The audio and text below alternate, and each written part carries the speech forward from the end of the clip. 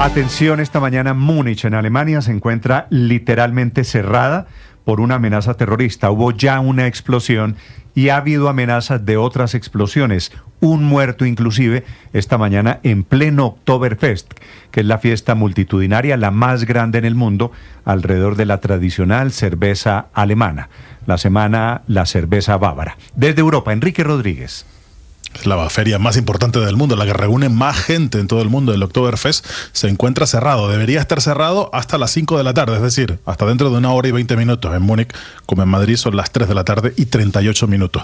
¿Qué es lo que ha pasado? Pues a primera hora de esta mañana, las autoridades registraban una explosión en una vivienda en el norte de la ciudad. Aparentemente, esa explosión, en un primer momento, se pensó que podía deberse a un accidente, pero conforme avanzaron las investigaciones, los policías empezaron a manejar las sospechas de que esa explosión no había sido accidental, sino provocada por una persona y que había implicado algún tipo de material explosivo. Posteriormente, y en las inmediaciones de donde se produjo esa explosión, se encontró el cadáver de una persona, la que presumiblemente habría detonado esos explosivos. Ese explosivo, de los que se han encontrado al menos 2 mochilas más con explosivos, según han indicado las autoridades locales. A partir de ese momento se produce un cierre de la ciudad, una toma de la urbe casi completa por fuerzas policiales, por fuerzas de lucha antiterrorismo, y se procede evidentemente al cierre por el día de hoy, al menos como decíamos hasta dentro de 1 hora y 20 minutos, del Oktoberfest, que se está celebrando por estos días en la capital bávara. Según el alcalde de la ciudad, hay una carta que dicen hay que tomarse en serio como consecuencia de lo que se está viviendo en la ciudad, esa celebración masiva. Se están investigando además conexiones con otros lugares de la ciudad. Por eso se ha producido ese retraso en la apertura del recinto ferial, aunque por el momento no hay ningún dato que haga pensar que ese cierre se vaya a prolongar más allá de las 5 de la tarde. En los primeros mensajes la policía había informado de un operativo por un incendio, pero conforme han ido avanzando las investigaciones y se encontraron las trampas explosivas en esa misma vivienda, la situación ha cambiado y se está investigando ahora mismo, y continúan así las investigaciones, como si se tratase de un acto terrorista. Lo que no ha trascendido por el momento es ni la identidad ni el móvil de la persona que ha fallecido, que presumiblemente se habría quitado la vida minutos después de haber hecho explotar ese artefacto en la que era la vivienda de sus padres, Néstor. En Venezuela, el gobierno de Nicolás Maduro ahora cuenta con el apoyo de otros países de fronteras cercanas, tal vez se refiere a Colombia. Dice que están dispuestos a unirse al ejército venezolano en caso de que haya un ataque desde los Estados Unidos. Recuerde usted que el presidente Gustavo Petro antenoche, en realidad, en el Consejo de Ministros, dio la orden para que trabajaran los organismos de inteligencia de Colombia con las autoridades venezolanas. Muy inquietante por todo lo que se sabe. Una pregunta, ¿eso constitucionalmente es posible? No, pues claro que no. Pues claro que el presidente Petro no puede meterse, si quisiera, en una guerra ajena, menos si es una guerra ajena. Por supuesto que tiene que El tema de guerra tiene que pasar por el Congreso, ¿no? Tiene que pasar por el Congreso. Conflicto externo tiene que pasar por el Congreso. Sí, y no nos vamos a meter, yo espero, en una guerra ajena. 9:24 minutos desde Caracas. Santiago Martínez. Sí, Néstor, mensaje de apoyo de fuerzas militares de otros países de Sudamérica. Eso dice Nicolás Maduro, que ha recibido en las últimas horas o en los últimos días, sin precisar o dar mayores detalles, pero más allá de eso dice que uno de esos países está en una frontera cercana. Una afirmación o anuncio que ocurre justo luego que Donald Trump no descartara perseguir en tierra o en el territorio a carteles de narcotráfico que, según la Casa Blanca, salen u operan desde Venezuela.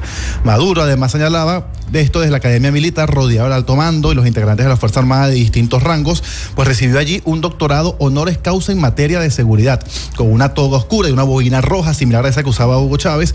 Pues insistía él que era un honor inmenso recibir de manos militares un título honorable. Mensajes que llegan, no se lo digan a nadie, que se quede aquí entre nosotros, mensajes que llegan de filas militares, de fronteras cercanas de nuestra Suramérica, mensajes de admiración de militares uniformados y armados de nuestra América, de nuestra Suramérica, que nos dicen: si tocan a Venezuela, nos tocan a nosotros, y tocará nuevamente unirse en un solo ejército, unido libertador de Sudamérica, para enfrentar cualquier agresión imperialista. En este discurso, Nicolás Maduro también ha cuestionado las acusaciones del secretario de Estado Marco Rubio de que los cuarteles en Venezuela son usados como epicentro del tráfico de drogas. También acá en Caracas, Néstor, hubo defensa al presidente Gustavo Petro, no un pronunciamiento oficial como tal del gobierno, pero seguramente sí representa lo que piensa el chavismo, y lo hizo Diosdado Cabello, ministro de Interior y Justicia, quien consideró que el presidente Petro tuvo la valentía de decir cosas en la ONU, esto en referencia pues a que le habrán quitado la visa norteamericana, que salió en defensa de la humanidad, diciendo verdades que pocos se animan a expresar y que luego casualmente le retiran la visa. Escuchemos lo que decía el número 2 del chavismo. Pero más allá de eso, hubo allí discursos extraordinarios. El día viernes le tocó a Venezuela a nuestro canciller Iván Gil, pero ya antes habíamos escuchado al presidente Petro en una defensa de la humanidad ahí en Naciones Unidas. Extrañamente después le quitaron la visa estadounidense, el país de las libertades. No ve cada cosa, ¿no? En este mundo. Al que vaya a creer que como consecuencia del discurso, de las actividades que tuvo en la calle, no tiene nada que ver. Tuvo la valentía de decir cosas ahí, en ese sitio, que ya ha tenido referentes de valentía. Hay otros que aprovechan esos espacios para arrastrarse. Esto último lo decía Diosdado Cabello en referencia al presidente de Argentina, Javier Milei, a quien señaló no solamente de ir a la ONU a arrastrarse, como decía él, sino a besar los zapatos de los demás, y que al final esa es su naturaleza. Néstor. Santiago, gracias y atención, se está creciendo la tragedia que hay en Indonesia por cuenta de una escuela cuyos alumnos terminaron sepultados. Hay 91 alumnos enterrados esta mañana, ha sido imposible su rescate. Silvia Carrasco. Néstor, las autoridades han tardado mucho, pero finalmente tienen la lista de desaparecidos y son al menos 91 personas, la mayoría niños, que permanecen atrapados bajo los escombros tras el colapso de la escuela islámica durante las oraciones de la tarde. Las desesperadas labores de rescate continúan. Hay 6 sobrevivientes que están bajo los escombros, que están en contacto con los equipos de rescate, los que le han logrado suministrar alimentos, agua y oxígeno, pero no se les puede rescatar por la inestabilidad de la estructura y por el peso de los escombros. Este es el ambiente que se escucha en el lugar.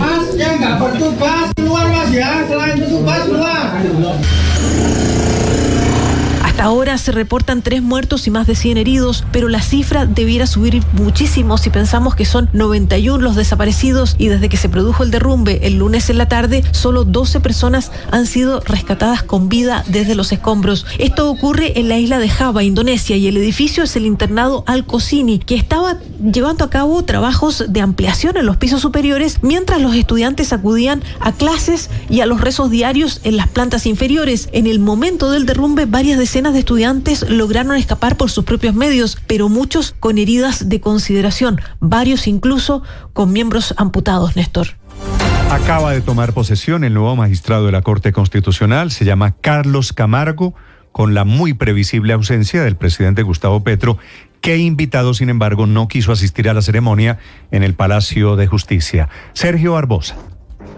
Hola Néstor, sí señor, los saludos del Palacio de Justicia, en donde se llevó a cabo el acto de posesión de Carlos Camargo como nuevo magistrado de la Corte Constitucional. La ceremonia que en esta ocasión fue presidida por la vicepresidenta de este alto tribunal, Paola Meneses, y no por el presidente Jorge Enrique Ibáñez, quien por motivos de salud tiene una incapacidad médica y no pudo estar presente en este acto de posesión. La vicepresidenta de la Corte habló sobre la llegada de Carlos Camargo al alto tribunal en tiempos de polarización, y en su discurso a la plena, el exdefensor del pueblo dijo que su tarea será preservar la Constitución ante la tentación del poder de someter a las instituciones.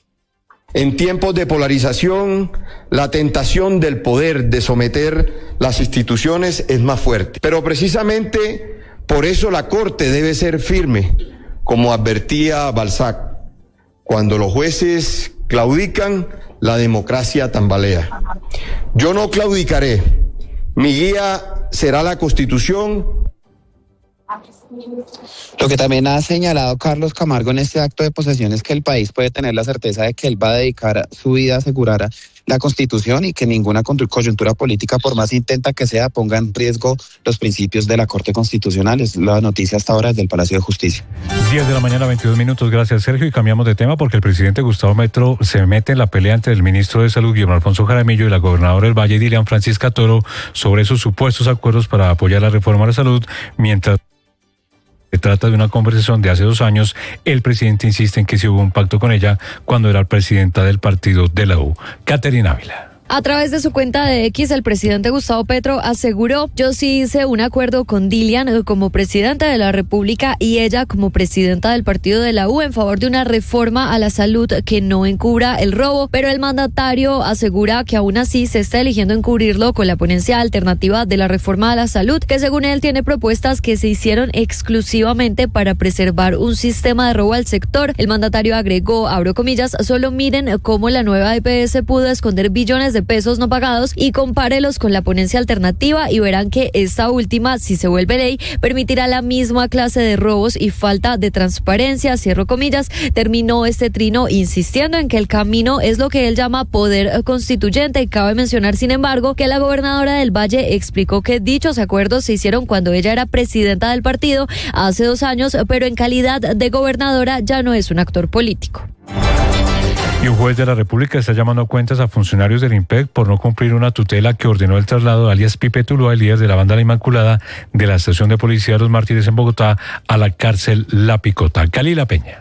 De acuerdo con el fallo de tutela emitido el pasado 24 de septiembre, el traslado debía cumplirse en un plazo máximo de 48 horas. Sin embargo, Marín Silva, señalado como jefe de la estructura criminal La Inmaculada y con solicitud de extradición hacia Estados Unidos por narcotráfico, sigue recluido en la estación de policía de Los Mártires en Bogotá. El despacho judicial requirió que el IMPEC y la Policía Nacional certifiquen quiénes eran los funcionarios encargados de ejecutar la orden, con nombres, cargos y datos de contacto. El auto advierte que de no informar las razones por las cuales aún no han dado cumplimiento a la orden, los responsables podrían enfrentar sanciones, multas o arrestos por fraude a resolución judicial. El argumento inicial del accionante y representante de alias Pipe Tuluá alegaba que Marín se encontraba en condiciones indignas en la estación de policía y solicitaba su reclusión en un establecimiento penitenciario formal para garantizar sus derechos fundamentales a la vida, integridad y dignidad humana. En el mes de junio de 2025, el director del IMPEC, coronel Daniel Gutiérrez, explicó que el traslado desde La Picota y la reclusión en la estación policial se concretó argumentando que el aislamiento es el único mecanismo efectivo para controlar las acciones y amenazas de alias Pipe Tuluá. El oficial también denunció que tras este traslado funcionarios penitenciarios han sido blanco de amenazas. Según Gutiérrez, circularon panfletos en los que grupos delincuenciales declararon objetivo militar al personal del IMPEC.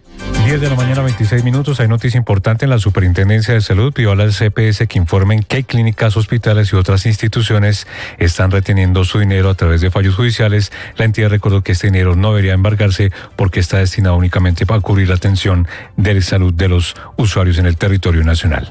Jessica Gutiérrez. La Superintendencia Nacional de Salud advirtió que los recursos destinados a la atención en salud son inembargables y que ninguna entidad, juez o prestador puede disponer de ellos para fines distintos a los establecidos por la ley. Y es que esta declaración se dio luego de conocerse denuncias sobre posibles intentos de desviar esos dineros mediante mandamientos de pago contra una EPS intervenida, por lo que el superintendente Giovanni Rubiano señaló que se pidió a todas las EPS del país reportar los nombres de las instituciones prestadoras que estarían embargando esos recursos.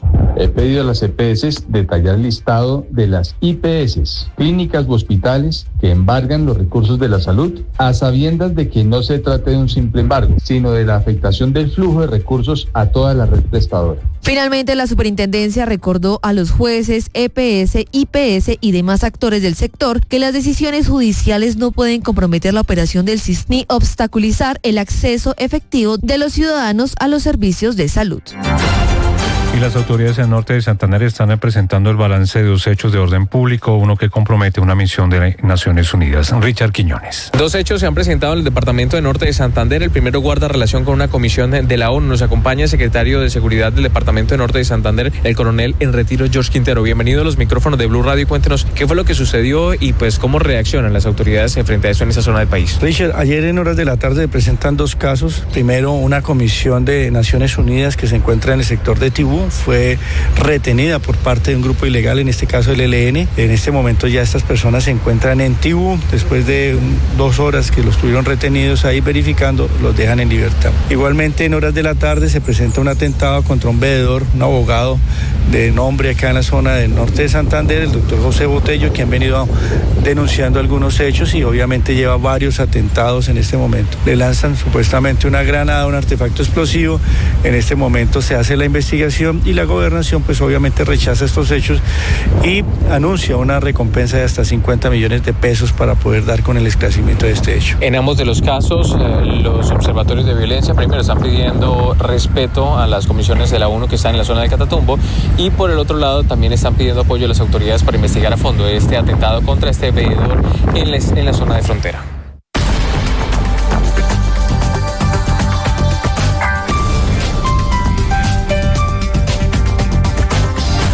Las victorias y derrotas, la pasión y la afición en juego y los datos de lo último en deportes se lo presenta Mañanas Blue.